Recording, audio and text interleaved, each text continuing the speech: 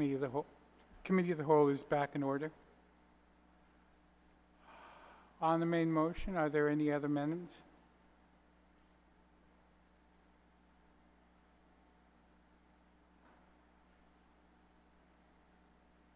If there are no amendments, is there a motion to rise?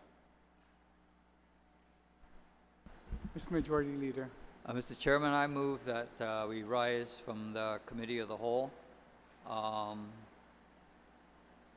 with the, I guess with the amendment that was made yesterday, with all amendments, well, there's one amendment, and then report back to the body of the whole. Okay. On the motion to rise with all amendments intact, I believe there was only one amendment that was included, and that was the repeal. Objection.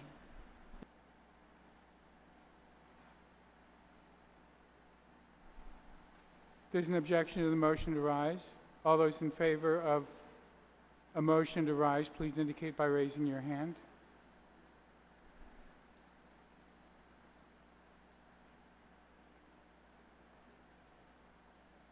Motion passes.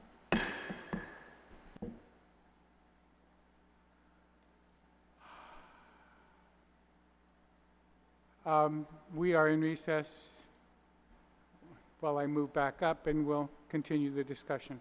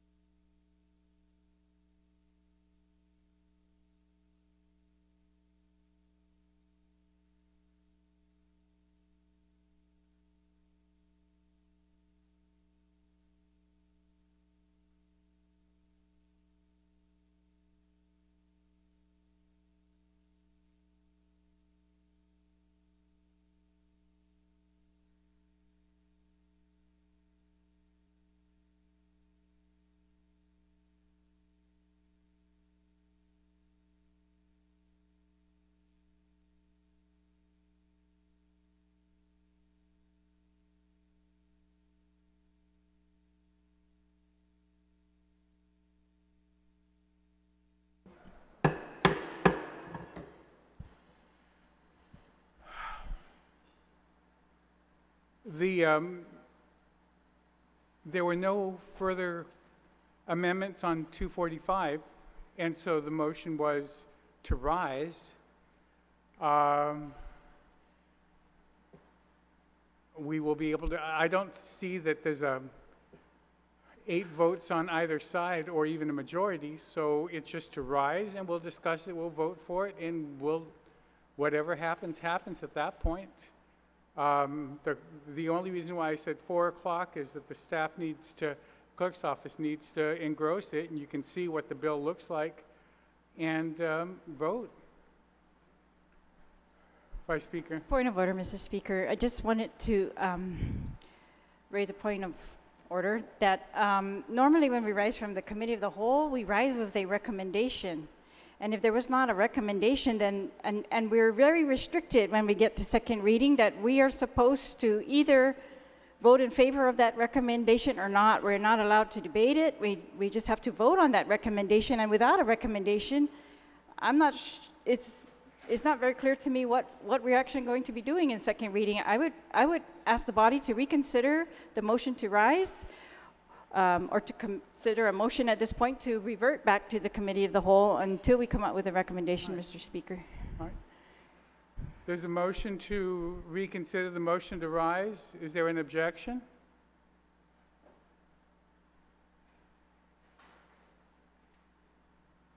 So we've not risen?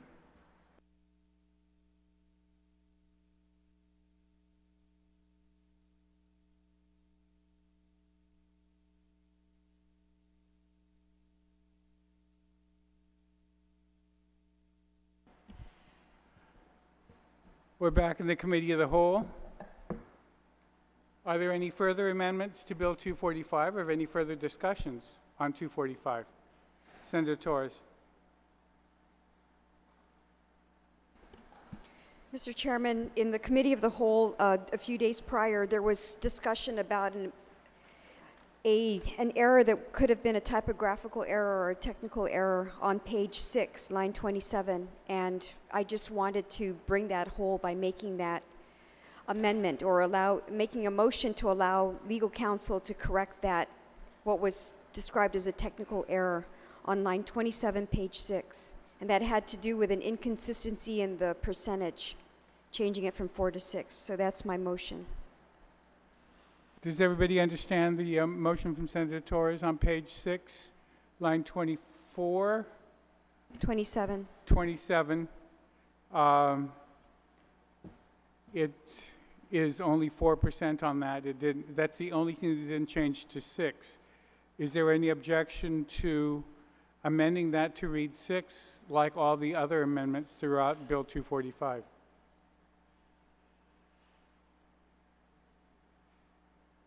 Any objection? Senator St. Augustine, you look puzzled. Yes. Mr. Chairman, on page 6, I understand where Senator Torres is coming from on the 4% not changed. But as you read along into page 7, then it identifies the 4 to 6. So and it doesn't end with a period, it ends with a comma, so it's a continuation of a sentence. Normally when you end with a... So just to make it clear that it's all 6 throughout the bill as opposed to that 4, otherwise there's going to be confusion as to whether or not it was the intention was to raise it to 6. On one part it says 4, and one part it says 6. If it goes, it'll be challenged. So her motion is just make it clear, make it read 6. Okay. Is there an objection? There being no objection, it's amended. Any further amendments to 245? Mr. Speaker, I just asked the Sergeant of Arms to make some copies of an amendment that I would be making. So if I could just wait for those, that amendment to come in, just to add it on. Which amendment? On page 6? No, I'm sorry, not related to the issue. That I could read it if you want. But if you just give me a minute, I'd be happy to pass it around to everybody. Or you're making an amendment? I'm going to make an amendment, okay. yes. Yes, we stand in recess for an amendment by Senator Espaldon.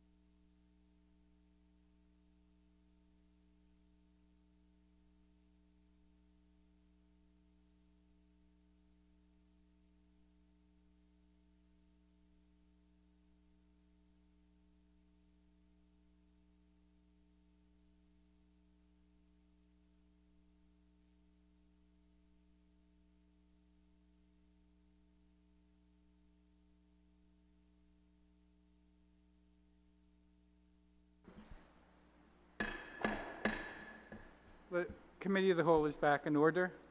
Senator Espaldon, you have the floor.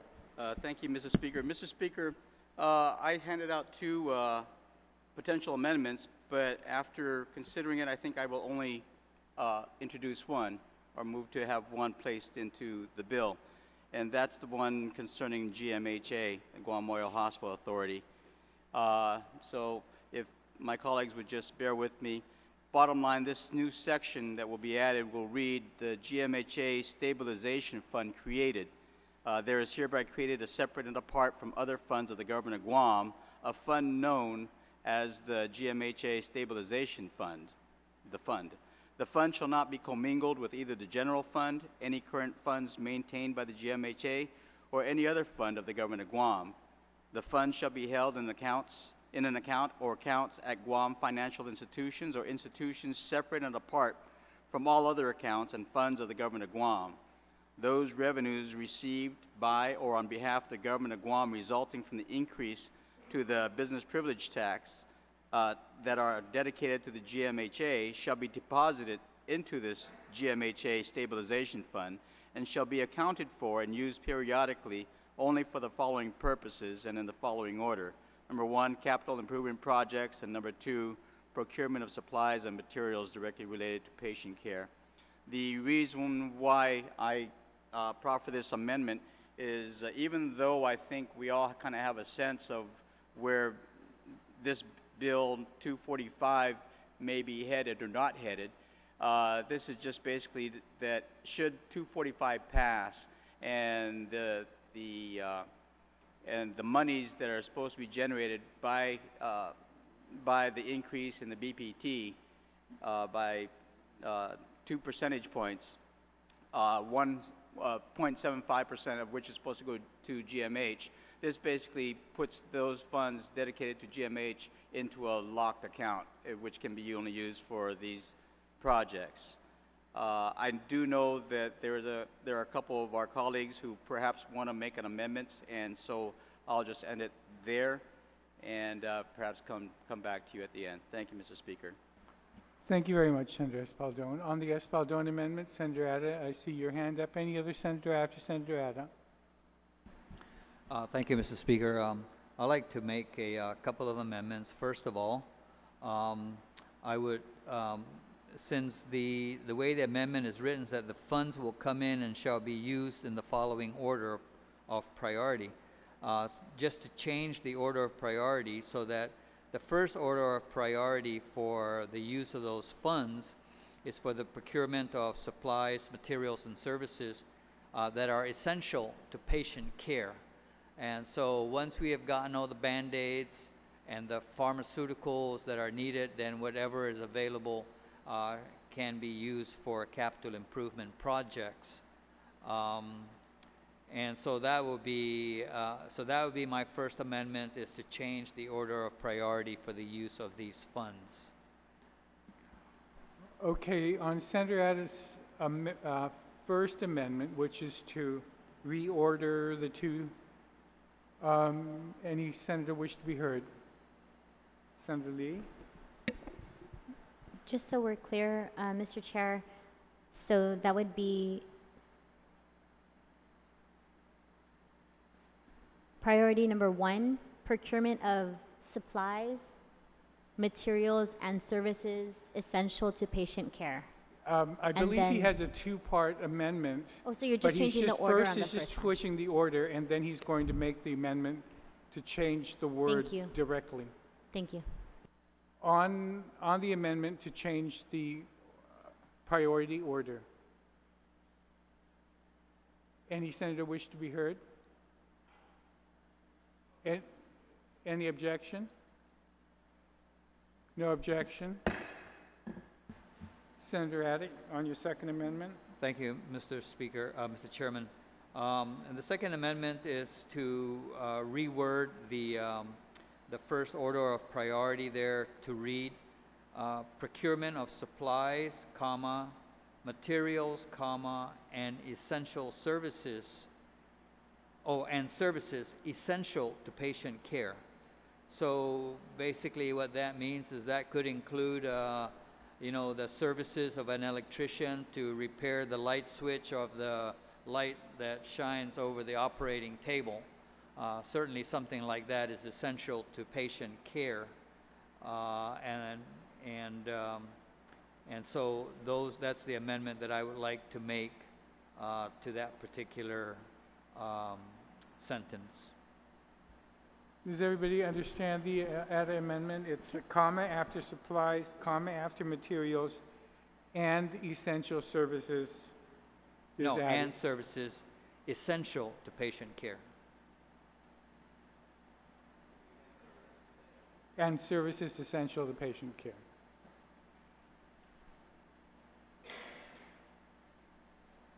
Any senator wish to be heard on this amendment by Senator Ada? Any objection?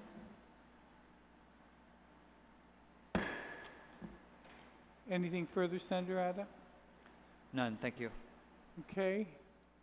On the Espaldón amendment, are there any other amendments other senators would wish to proffer? Vice Speaker?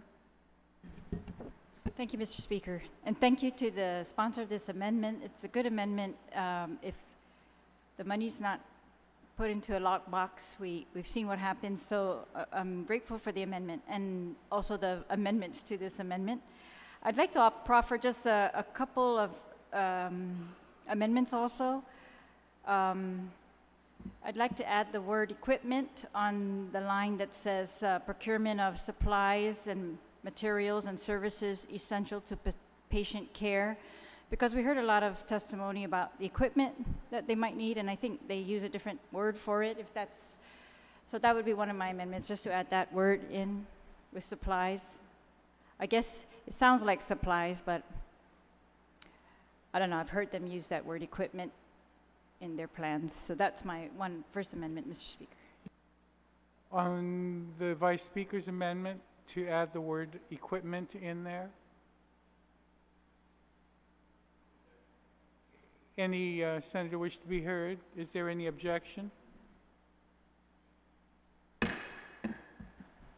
Thank you, Mr. Speaker. Anything further? Thank you. Yes. I'd like to also add,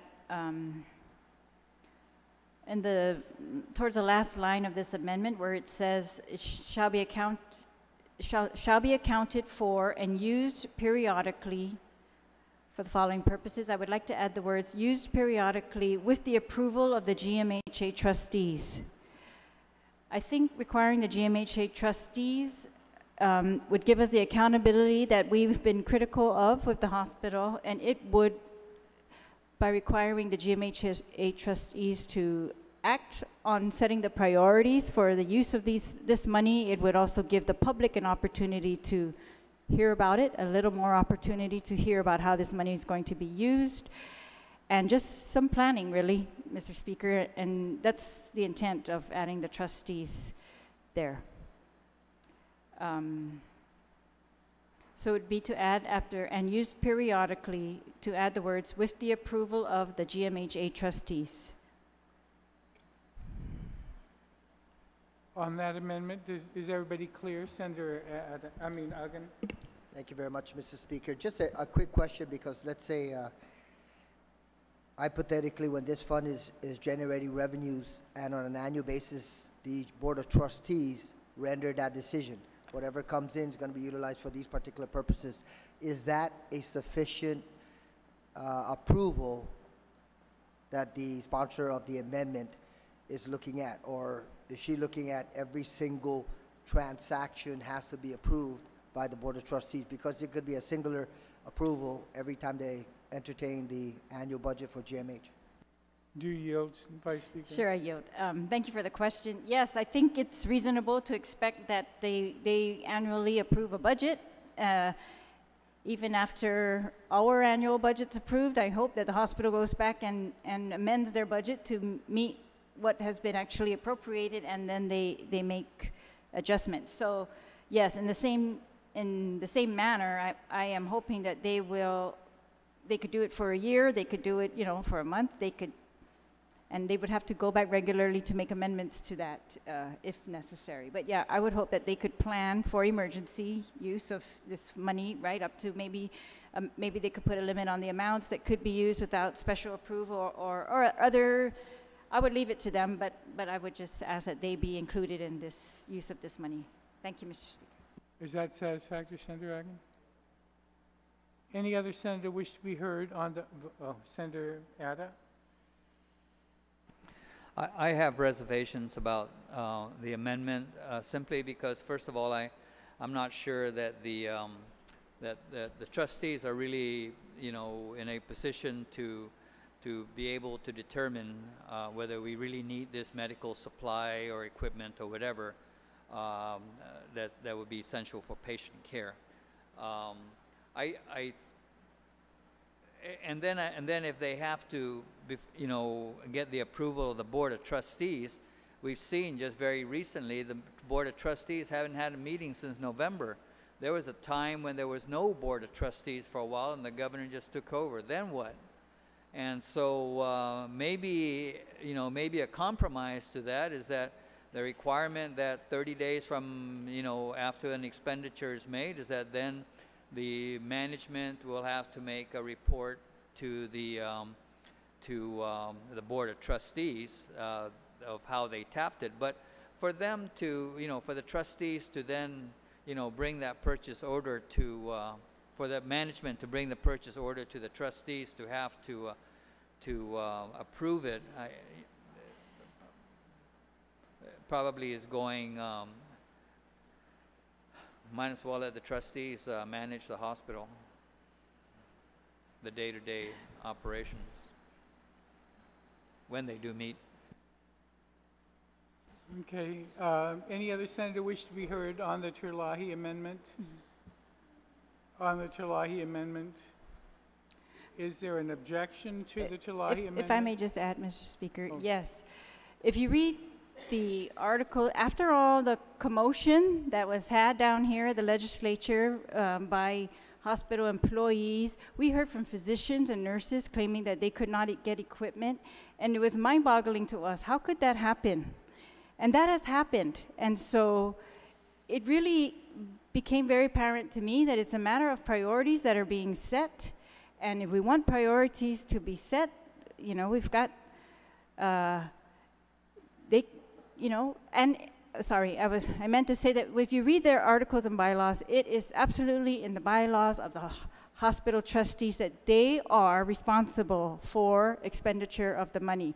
They're responsible for setting the priorities, they're responsible for hiring, they're responsible for the budgets, and if there's a problem with them meeting, then that should be taken care of. And I think this also forces that. But more importantly, Mr. Speaker, is that I don't ever want to hear from nurses that they could not get Band-Aids. I mean, I don't ever want to hear from the doctor that they couldn't get the thing fixed. And that's exactly the situation that we have right now, and I think we need to just ensure. I think without this amendment, that's actually what's supposed to occur, that the trustees are supposed to approve that thing, but because we've seen what's been going on, that we need to just doubly ensure that and make the public know that they have an opportunity to know. And if we could look at the amendment, Mr. Speaker, the amendment to this bill, it's going to say that they can use this money for capital improvement projects. And capital improvement projects, I mean, those even more so should be prioritized and should not be, you know, at the whim of the, I don't know who. I mean, if it's not the trustees, then who? Are we saying the director gets to decide which capital improvements we're going to prioritize up at the hospital? I think they need collaboration just as much as we need collaboration. They need to hear from their doctors and their nurses and their budget people and their facilities maintenance people all together. And that there should be somebody that's making these priorities very, very clear to the public, to us, and for the hospital employees. And thank you, Mr. Speaker. Thank you. On the Terlahi amendment, is there an objection to the Terlahi amendment? There's an objection. All those in favor of the Terlahi amendment, please indicate by raising your hand.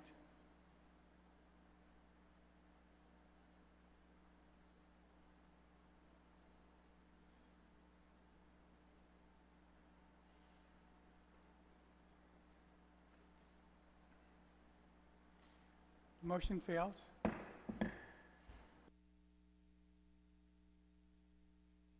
Any other amendment to the,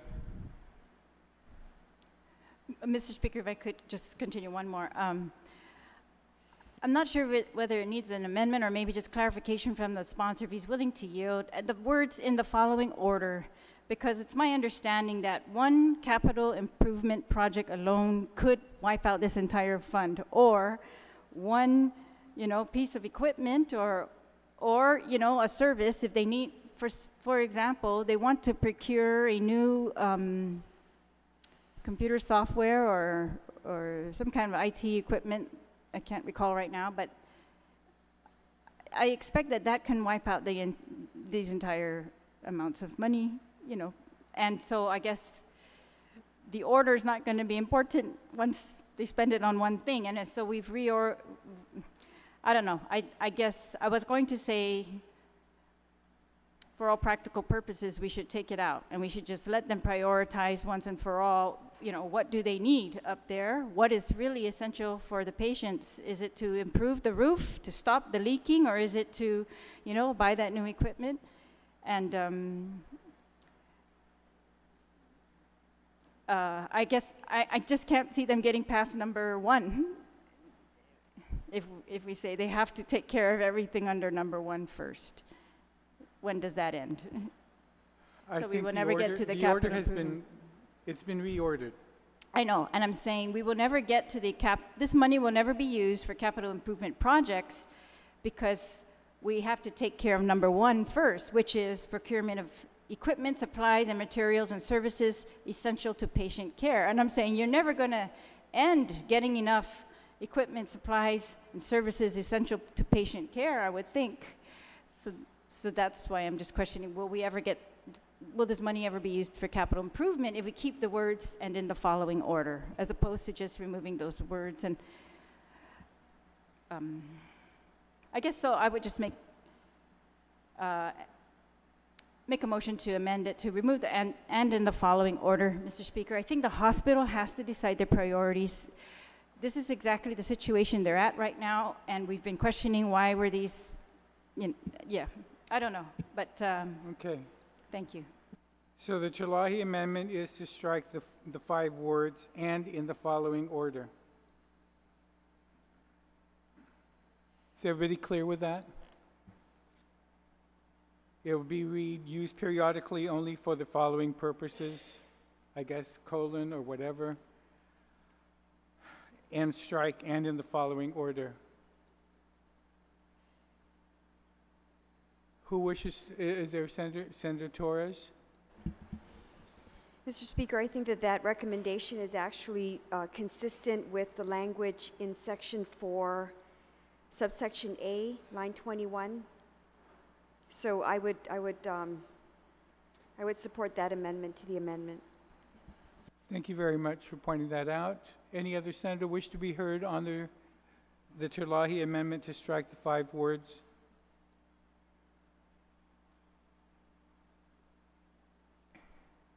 Is there any objection to the Chalahi amendment striking those 5 words? Thank you. Anything further, Vice Speaker? No, thank you, Mr. Speaker. Any other senator wish to speak on the Espaldon amendment? With those amendments, is there any objection to the Espaldon amendment as proffered? Senator Snargason, you're looking.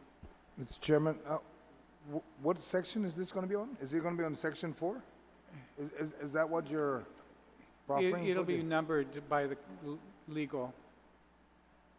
It's creating it's a new section. Legal will stick it in wherever it's appropriate.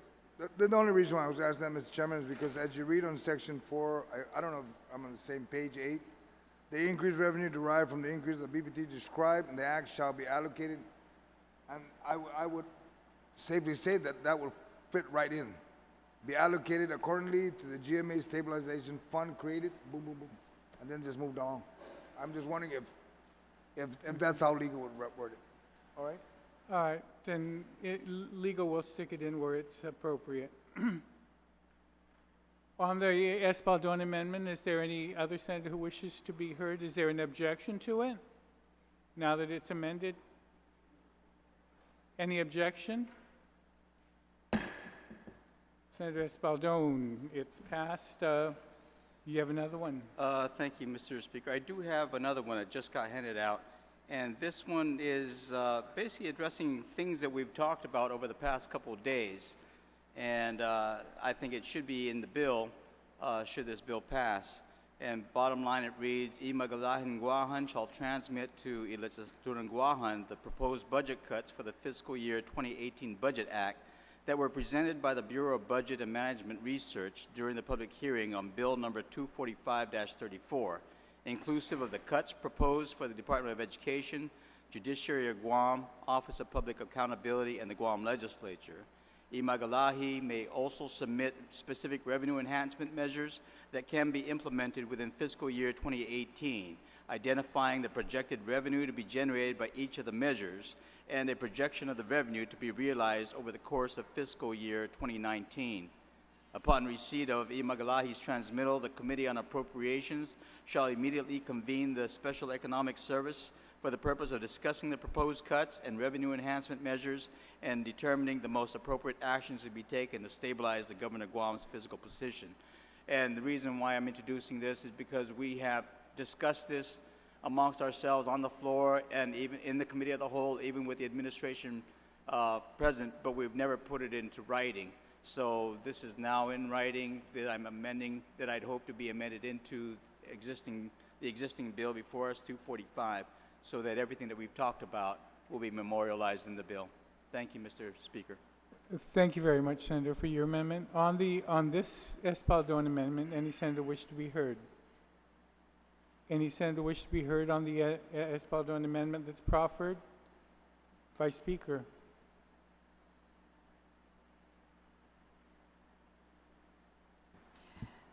Thank you, Mr. Speaker.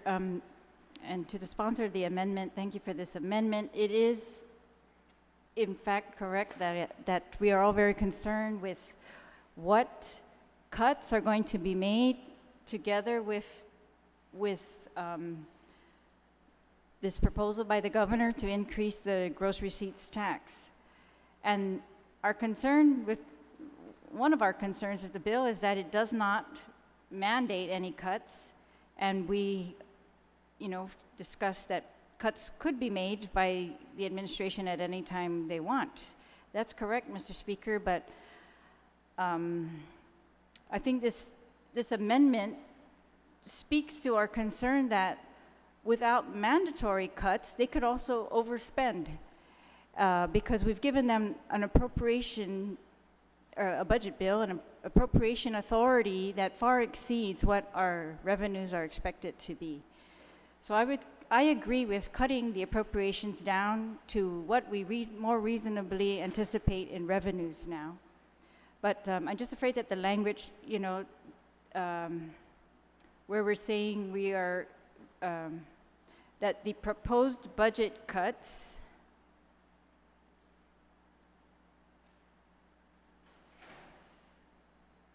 oh, sorry. Okay, I'm sorry, Mr. Speaker. Could I just get 1 minute? I'm trying to.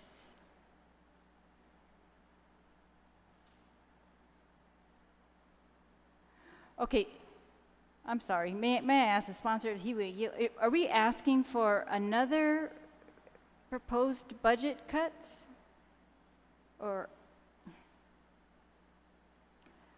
I'm confused, Mr. Speaker. Is this amendment asking them to submit again proposed budget cuts?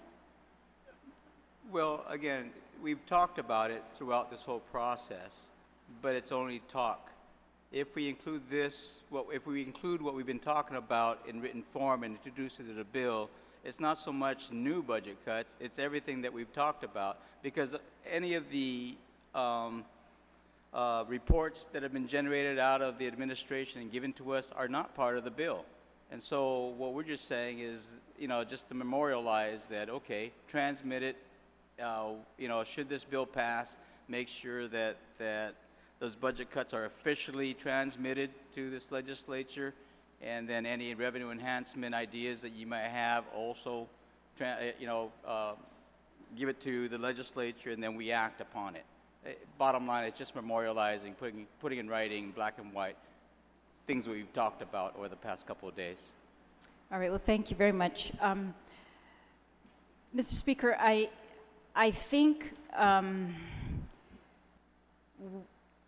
that we should take the proposed fiscal realignment plan as their proposed budget cuts.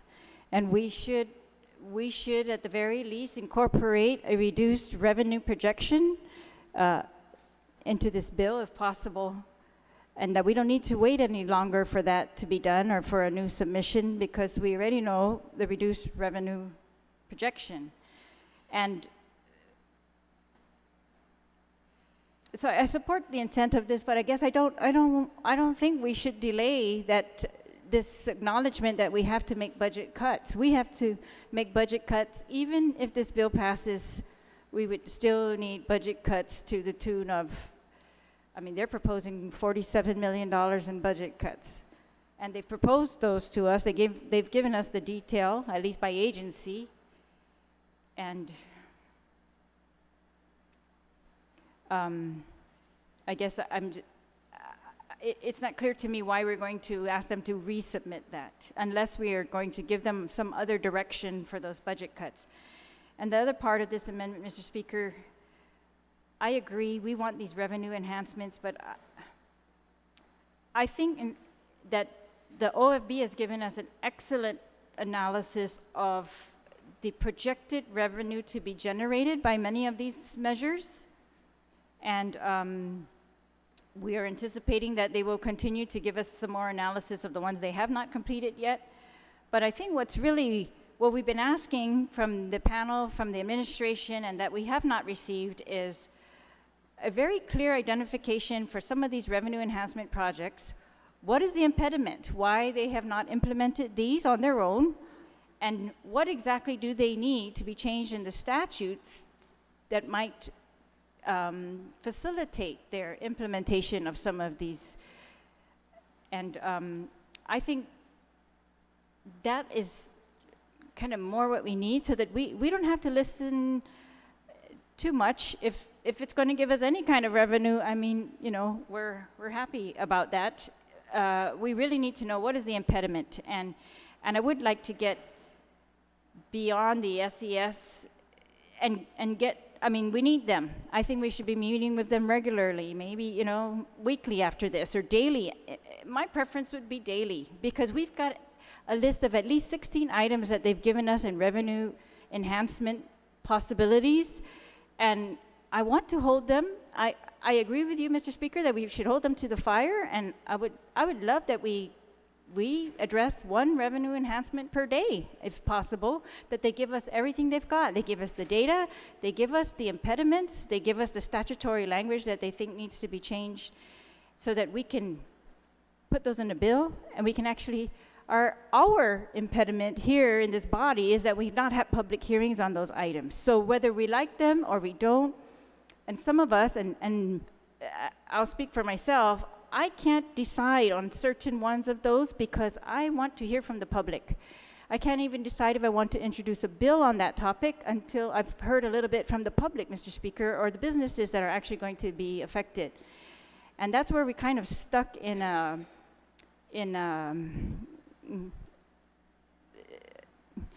I don't know, we're just stuck because, you know, we can't get all the possibilities into a bill until we've had a public hearing on those, and we can't have a public hearing on those until we've got those into at least a preliminary bill. And I think it's without a lot more knowledge. Some of us are very hesitant to put our names on bills where we really don't know the impacts of those things. And so SES would be very helpful, but I also think that we need to have a mechanism, an opportunity for businesses and consumers and families to have input on those as soon as possible. And so I support the intent of this amendment, Mr. Speaker, but I guess I think it should be more direct as to the proposed budget cuts, and either we adopt them or we don't, based on the revenue changes recommended by OFB, and on that second half that we instead of identifying the projected revenue, they can do that, but that they also specifically identify the impediment or the statutory changes that are required in order to implement those revenue enhancements. Because, just my final point, Mr. Speaker, is that these agencies, that's what they exist for. They are supposed to be pursuing revenue enhancements all year long, all decades long, and so I just want to give them something more concrete to deal with. Thank you, Mr. Speaker. Senator Uggan, then Senator Adai. Any Thank you other very- senator wish to be heard after that? Senator Uggan. Thank you very much, Mr. Speaker. Mr. Speaker, I'm going to have to stand in opposition of the proposed amendment. I understand that the mover of the amendment wants to memorialize some of the budgetary cuts that are being proposed by the executive branch, but let's look at the numbers. Even based on the governor's fiscal realignment plan, the proposal is to take away $2.5 million from the Guam Police Department with 7 months left in this fiscal year. The proposal is to extract or remove $2.7 million from the Guam Fire Department. The proposal is to remove $2 million of allocated funding for Department of Corrections. And the proposal even further for education inclusive of UOG and GCC and DOE is to remove $24.3 million. We understand that there are challenges financially in terms of cash flow, Mr. Speaker, but this is where we need to ultimately make that decision in prioritizing government. I was approached by the chairperson now of the Guam Education Board a little earlier, asking how the discussion is coming along, because they are having a community meeting where he anticipates parents, teachers, and students attending that community meeting this evening to insist that this government prioritizes education and not reduce its budget. That's why, Mr. Speaker, I asked if in fact there are special funds out there that can be utilized to bridge the financing of this government for the balance of this fiscal year. I've also proposed other cost-cutting measures. And I don't know if you want me to go through that entire list again. But that's what we are talking about. Otherwise, how can we honestly say that this government is reprioritizing or refocusing its efforts on education, public safety, and healthcare?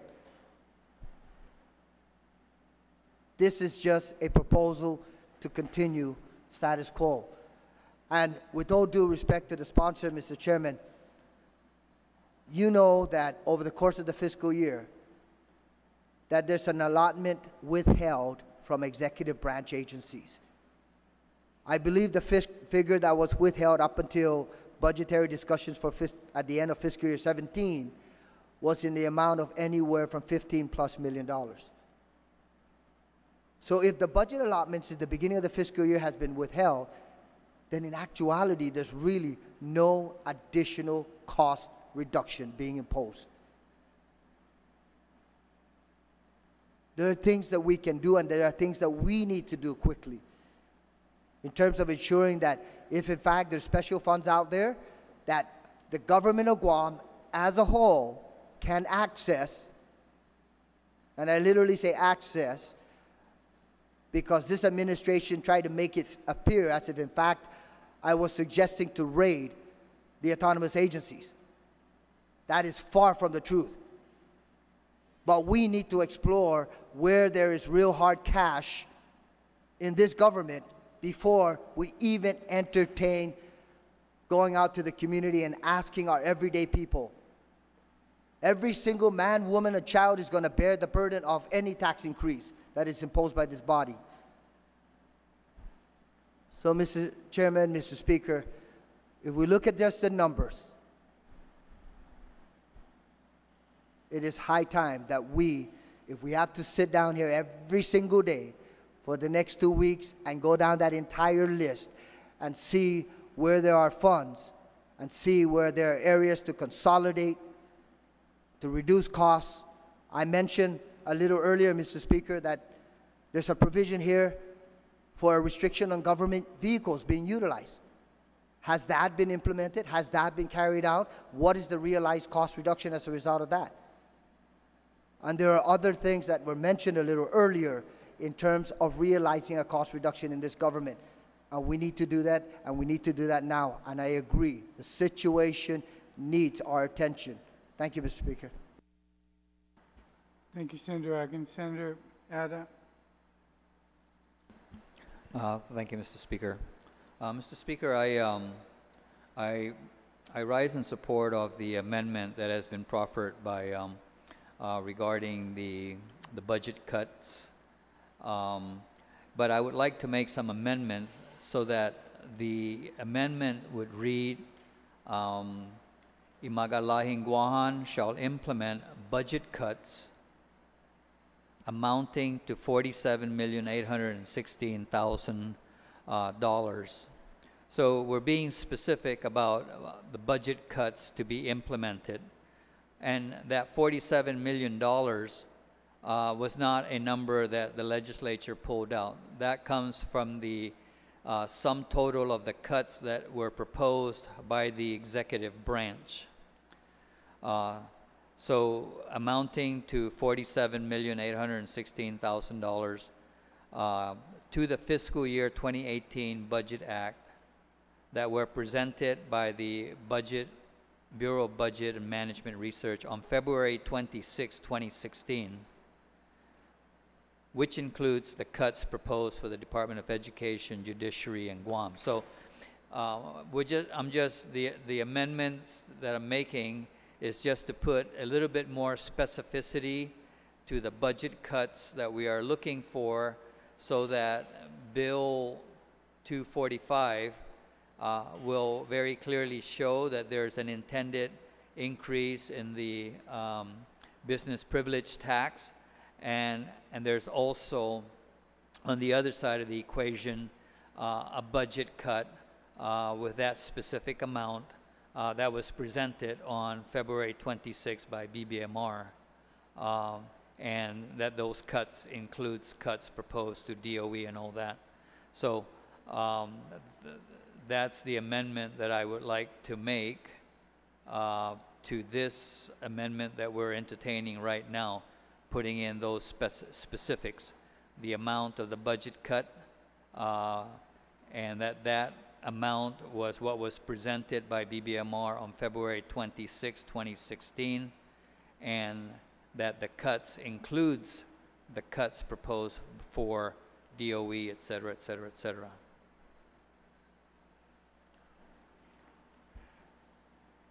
So did you want just the $47 million mentioned in there, or do you want the dates? Well, because somebody's going to ask, I mean, they initially it was shown here that it was the proposed budget cuts that were presented at the public hearing for Bill 245. I believe that amounted to something like $30 million. But then now under this, the fiscal realignment plan, they're showing a $47 million budget cut. So there's two parts of the amendment. You're going to have to bear with me. It's proposed budget cuts totaling 47.6, and then at the end of BBMR. That were presented by BBMR on February 26, 2016. Okay, so that's it. Those are the two amendments you want in there. Correct. Which includes, and then the words which includes, so that $47 million includes cuts proposed for DOE, Judiciary, OPA, etc. I can give this. Yeah, I think it would help if you wrote it down, because we'll take a short recess.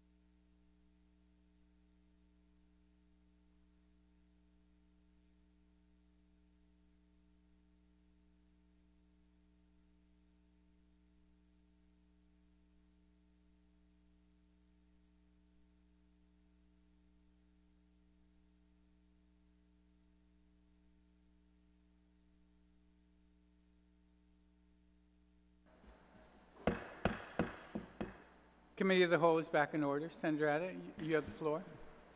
Yes, Mr. Chairman. My amendment to the amendment has been passed around, and so that now it reads, Liheslaturan Guåhan shall implement budget cuts amounting to $47,816,77 to the fiscal year 2018 Budget Act as presented.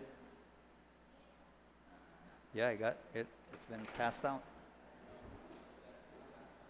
Hasn't been passed out? I'm sorry. I thought it was passed out. Can we take a 1-minute recess?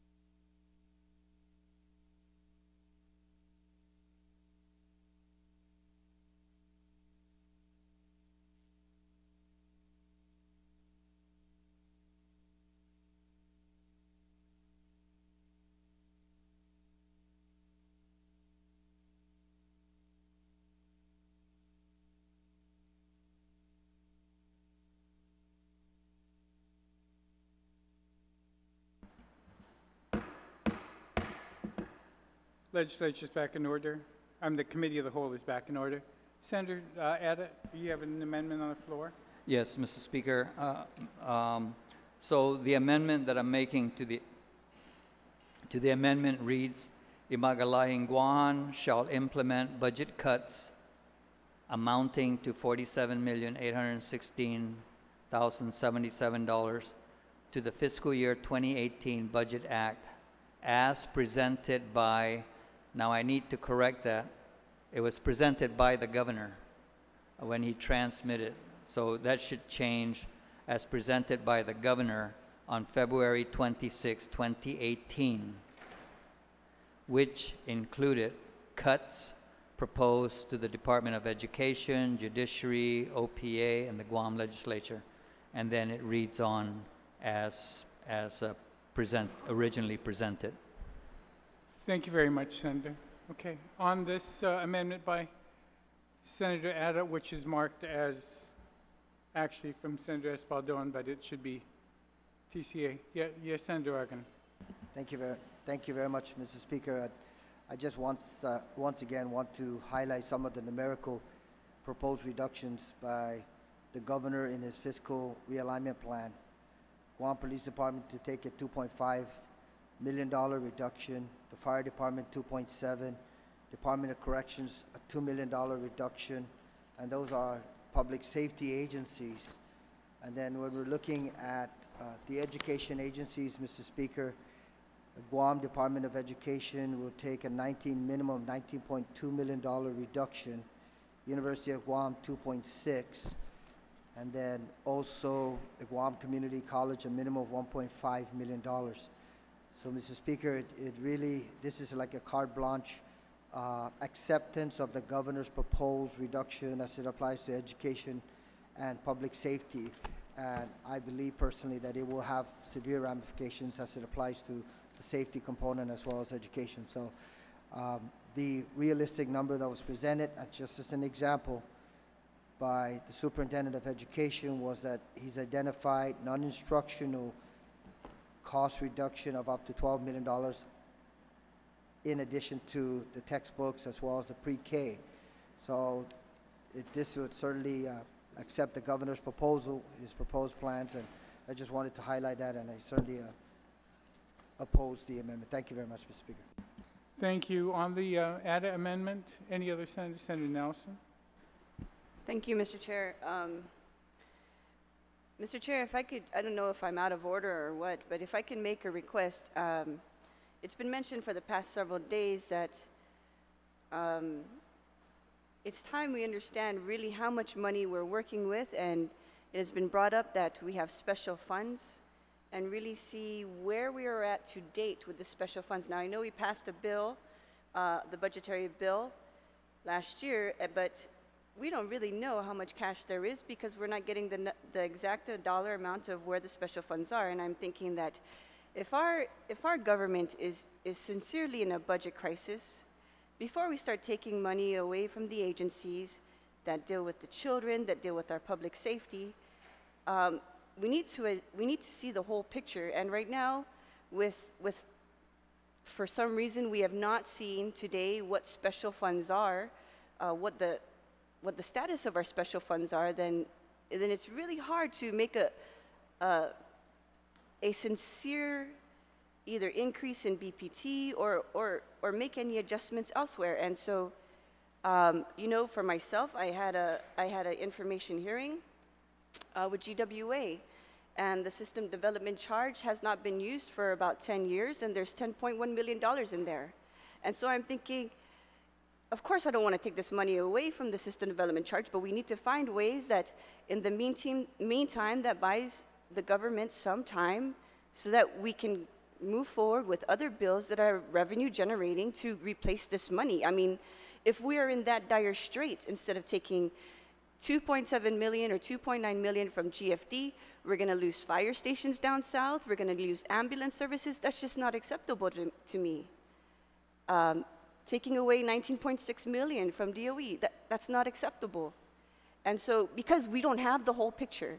And so, Mr. Chair, I ask that before we look at all these revenues, I ask that maybe if we can't get it from DOA or BBMR, perhaps we can work with the OFB to give us the status of the special funds and where this cash really is today.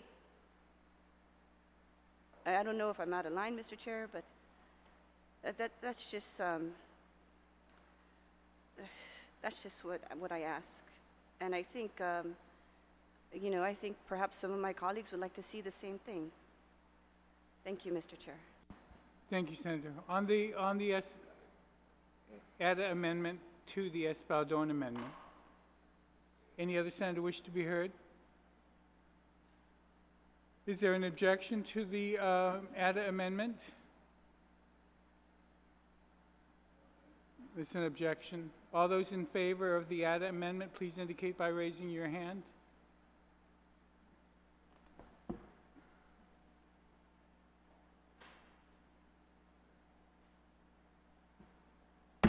Motion fails.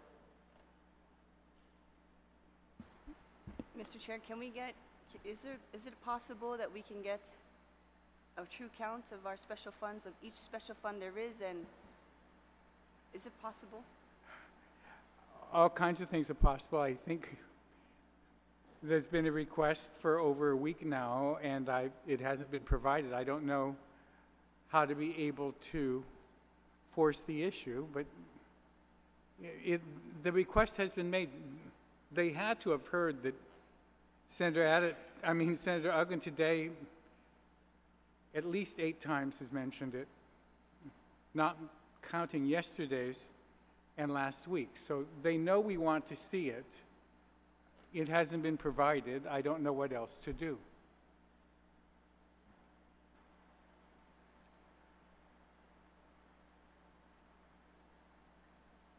Do they even have that authority at this time to not provide the information available to us as the legislative body who is weighing on to discern on these things for the people? I mean, do they have that authority, not to hide it from us, but do they have that authority to hide it from the people? This is the people's money. This is what the people No, I pay agree, into. Senator, and I'm just saying they've heard. I think you've even asked in FOIA, and so it's not being responded to.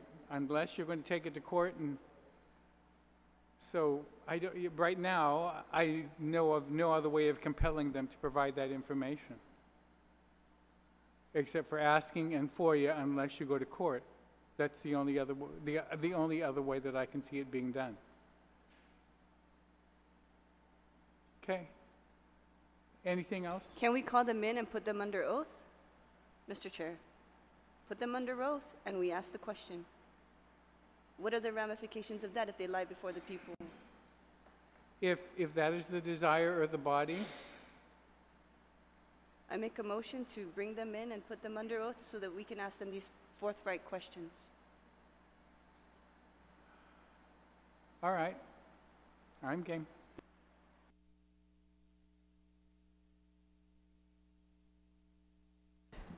Mr. Speaker, could I move for a 15-minute recess?